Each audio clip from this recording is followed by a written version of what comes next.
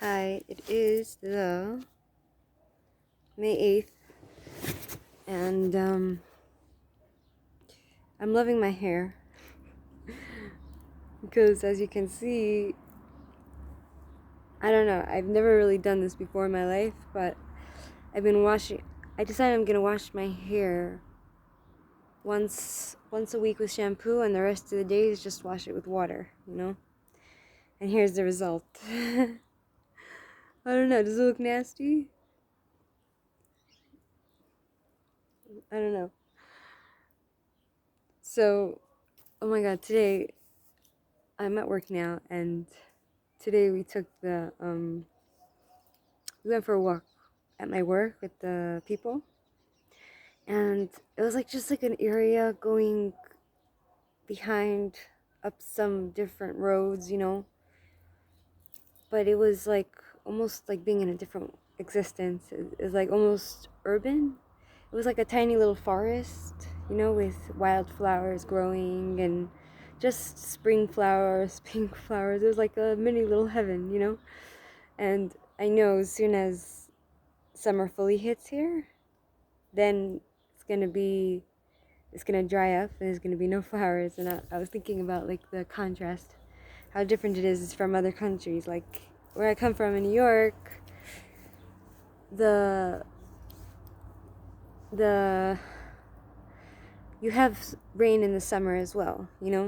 So you're always gonna have it may not be spring flowers on the trees, but in the summer. But if you go upstate or you just go to like a suburban area, there's going to be green grass and the smell of trees, and you can even find streams somewhere, like lakes and waters and rivers. In the middle of the forest you can find a creek, and there's always wildflowers growing, like yellow wildflowers. And it's like a different. And then I started missing that part of New York, like just the deep, dense, thick, deep green forest, especially when the sun goes down, and and my favorite times of day is dawn and dusk. Dawn in the morning when like the sun is just coming up, and dusk when the sun is just going down slowly, and it's not dark yet, but it's, I don't know, there's a certain serenity about that. So I was just thinking about that, and I just did a prayer to the Lord of the universe about because I want to find a new apartment that's affordable, because I need my privacy. Where I live, I don't really have privacy, and you know and so I hope to find a place that accepts my animals, because I love my animals. And my cat's pregnant, I think. I'm pretty sure. So as soon as those babies are born, I want to be in the new house before the babies are born so that I can have a special place for them. And so these days, like, I don't know, my sister sent me my astrological chart. She tried to send it to me, but then basically my father has like a software where you can check up your date of birth, and it tells you your astrological chart where all your houses are in, which moon, which sun, and everything else. So I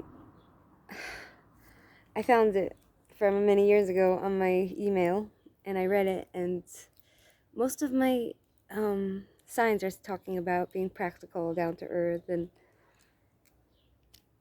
but then there's one sign which is kind of like into mysticism, and it's about death and rebirth, and it's like um, the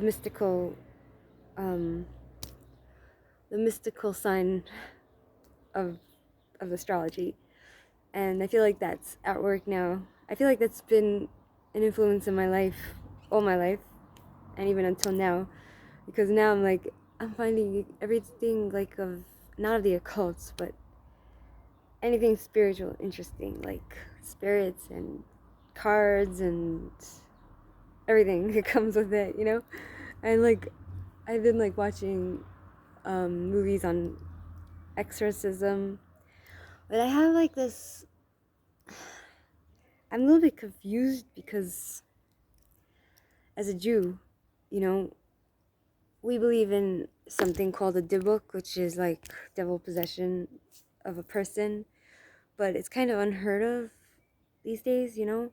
But then you have all these cases of like people being possessed by the devil, and the priests do the exorcism, and sometimes, like, you watch documentaries about it, and sometimes they just kind of they cure the patient, the person that's going through this possession of the devil, or they die, you know.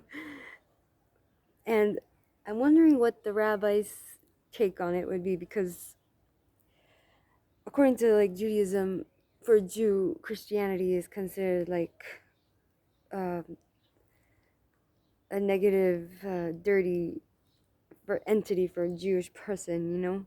For Christians, it's a good thing, but for a Jew, you know, we consider it tuma, which is like impurity, you know, impure, because I guess it's because they worship three entities as a god. They worship a man as a god, and according to Judaism, you can't a Jew is not allowed to worship a man as God.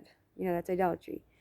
But according to these documentaries, the priests seem to have some sort of power with their prayers to export the devil, you know, like get rid of it, right? Person has in possession. So I'm wondering, like, what a rabbi's take on it would be, you know?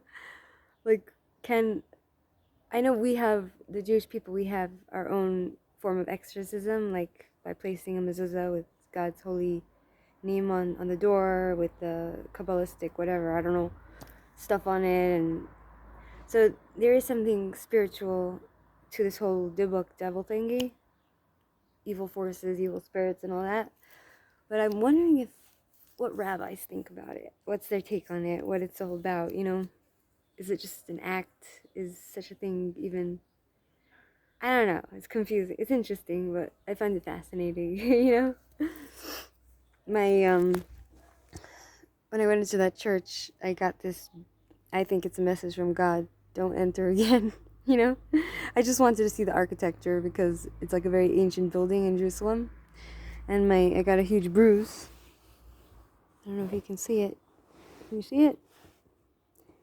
You know? So it's turned real nasty, you know? You know? So it's just an interesting thing I've been wondering today. Not today, but always. And I don't know. It's just interesting to me. And yeah. And I've also been watching like these guys that can see dead people. They're called psychic mediums. Some of them seem to be frauds, but some of them know things that, like, about people that they're talking to without them telling them, like they've never met them in their life. So there must be something to it, you know? It can't just be all an act. There must be something, you know, there must be a heaven somehow, you know? Some people are maybe just gifted with that spiritual capability to be able to view the other side, you know?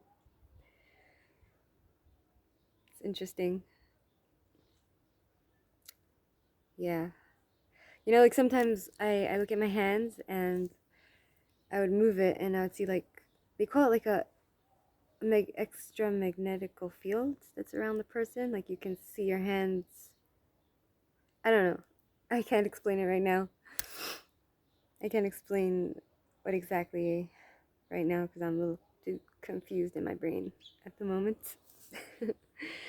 But so far, I think I like my hair greasy. I mean, I wash it with water really well and I massage it so it goes throughout my hair. I'm gonna wash it tonight or tomorrow with shampoo and hope it comes out nice, you know. And God willing, I'll find a new place to live. I pray and hope. Maybe I'll go to the hotel and maybe the Lord of the universe will listen to me. Okay, Shabbat Shalom. Have a good day.